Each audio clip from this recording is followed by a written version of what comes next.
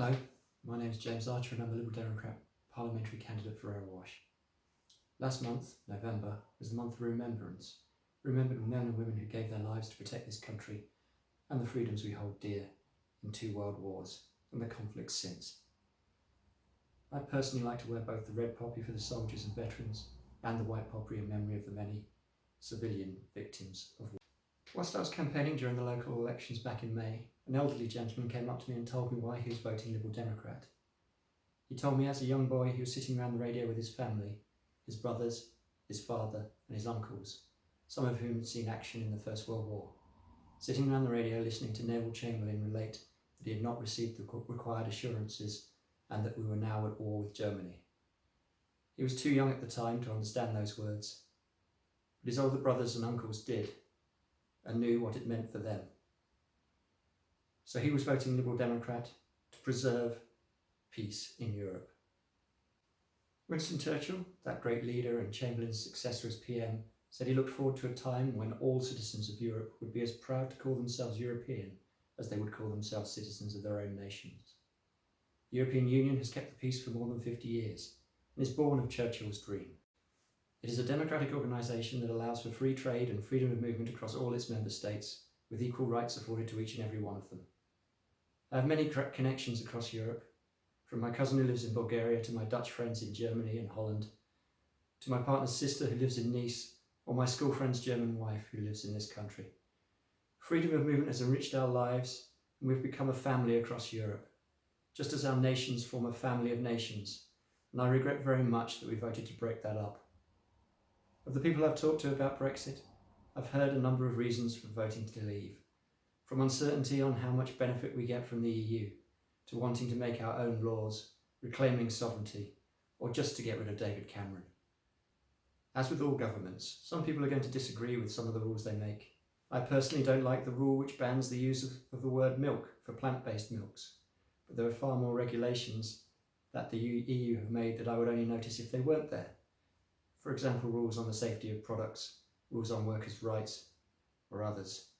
If we don't like the rules through our MEPs, we have a say on those rules. And as far as sovereignty goes, the UK remains a sovereign nation, able to enter into agreements with other sovereign nations, so long as those new agreements don't contravene existing agreements. The ability to sign trade agreements notwithstanding, it is somewhat frustrating that some of the trade agreements we would like to see in place have remained unratified by the EU because of protectionist factions in one or more of the countries of the EU, exercising their sovereignty and their vetoes. But it is a point worth remembering that all 27 EU nations will have to agree on the trade deal that comes after Brexit, and who's to say one of them might not veto it based on a competition in one area or another. A lot of EU scaremongering came from stories written by Johnson himself. He was later sacked for making up stories. He continues to tell stories about the EU, like the deal he has negotiated being good for UK and Britain, and not imposing a border down the Irish Sea. Or in any case, if it does, he says the Northern Irish should just ignore it.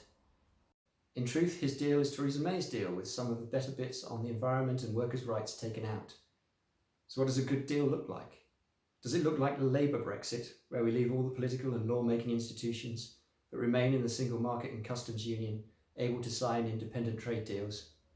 Does this represent taking back control, giving away our representatives in the European Parliament, but not taking it back for the country? So why are so many in favour of Brexit?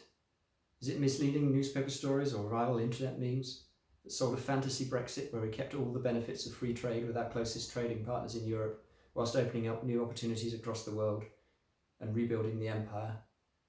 Or is it about creating a Taiwan-style low-tax offshore economy with access to Europe to allow its backers to make a fortune and pay very little tax on it? A billionaire's Brexit. I am extremely concerned by the potential impact of Brexit on British companies, particularly in engineering and manufacturing, as this is the sector I work in.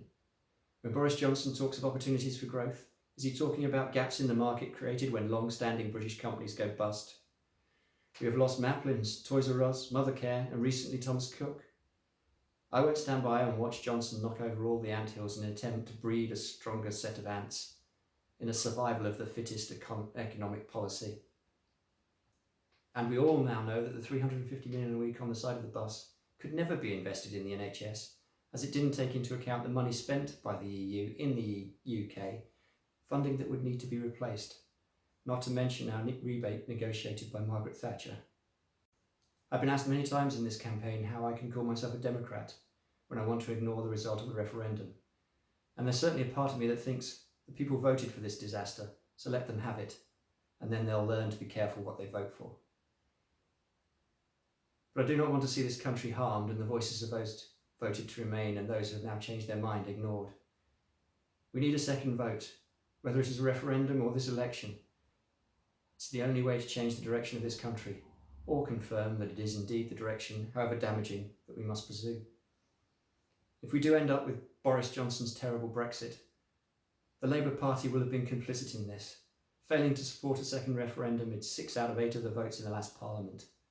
The Liberal Democrats have voted in favour 8 times and put down 17 amendments asking for another vote. We are the true party of Remain and the second referendum. So I say